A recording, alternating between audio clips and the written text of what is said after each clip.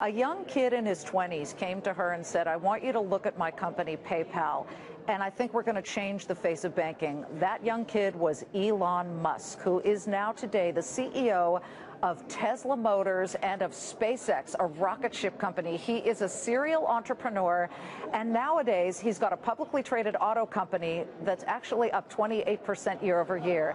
In part two of our exclusive interview on the floor of the Tesla plant, Elon Musk on his ideas, his thoughts about this car company, and about getting people to the moon, Mars, and beyond. Here it is. You have this whole plant, and you're building cars. A startup U.S. auto company, the first in decades. Right, first in quite a long time. Yeah, right.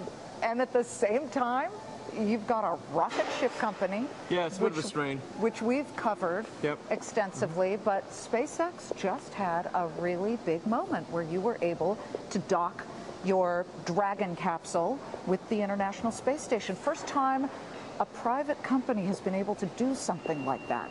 What does that mean for SpaceX eventually maybe going public? SpaceX has been profitable for a long time. Cash flow positive, doesn't really need to raise money. I think we may, just to provide liquidity, and ultimately perhaps our shareholder count will get too high that we may choose to go public in a few years or something. But there's not really any pressing need to go public for SpaceX. Now you tell me about when you anticipate humans will go inside the Dragon capsule. I think we'll probably do our first flight with astronauts in about 3 years. And my kids wanted me to ask when you're going to get somebody on Mars. Well, Mars. I'm hopeful we'll be able to do a Mars mission with people, in 12 to 15 years. That's our aspiration. Okay, you're not joking. No, I'm really not joking. The finish line, a finished Model S. Yeah. What's this moment like when you see these? Yeah, it's very exciting to see the finished car. And now, technically, these are not quite finished. This is the final inspection line where we're going through every detail of the car and trying to make it as perfect as possible. So when the cars come off the production line, sometimes there are little tweaks that we have to make to improve it and get every part of it correct.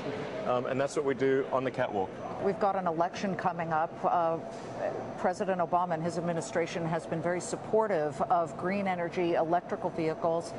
Would a Mitt Romney win hurt your company in any way, shape, or form? No, I don't think it would make much difference, actually.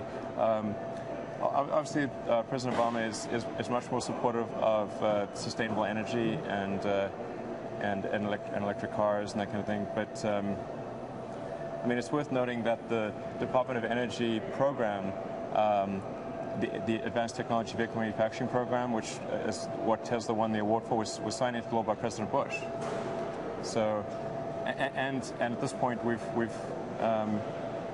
fully drawn down the loan. So we have I don't know what Mitt Romney would do even if he really hated us, which I don't think he really hates us. I mean, he's probably a little too fond of oil, I think. What's your dream for Tesla? Spin it forward. Well, my dream for Tesla, the goal of Tesla is really to serve as a catalyst for the advent of electric cars. But our goal is not to be the world's biggest car company. It's just to build great cars that people love and look forward to and make them happy.